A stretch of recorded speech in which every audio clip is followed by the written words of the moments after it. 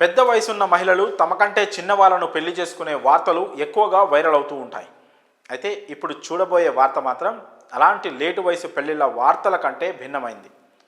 పెద్ద వయసు మహిళ పెళ్లి చేసుకుంటే వింతేముంది అనుకుంటున్నారా? కానీ ఈ పెళ్లి మాత్రం చాలా డిఫరెంట్. ఎందుకంటే వారిద్దరి మధ్య ఏజ్ గ్యాప్ దాదాపు 68 ఏళ్ళు. పైగా ఆ జంట హనీమూన్ ట్రిప్ విషాదంతో ముగిసింది. ఇంతకీ అక్కడ ఏం జరిగింది? ఎందుకు ఈ వార్త సోషల్ మీడియాలో ఇంత వైరల్ అవుతోంది?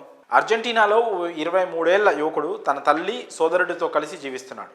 ఓ 91 ఏళ్ల ఒంటరి వృద్ధురాలు కూడా వారితో పాటే నివసిస్తోంది.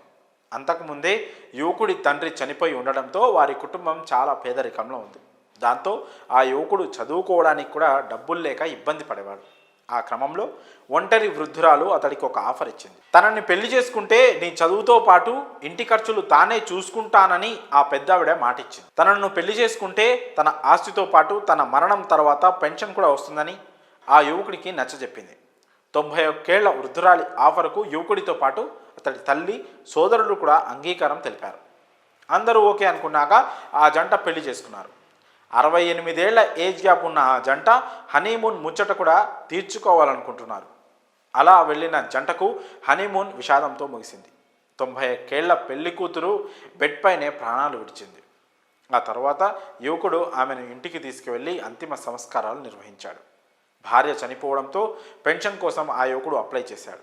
ఈ ఘటనతోనే వారి పెళ్లి వ్యవహారం వెలుగు చూసింది. యువకుడే ఆస్తి కోసం తన భార్యను హత్య చేసి ఉంటాడని పెన్షన్ విచారణ కోసం వచ్చిన అధికారులు అనుమానించారు.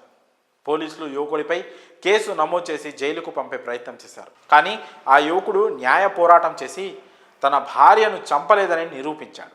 ఆమెది సహజ మరణమేనని పలు ఆధారాలతో రుజువు చేశాడు.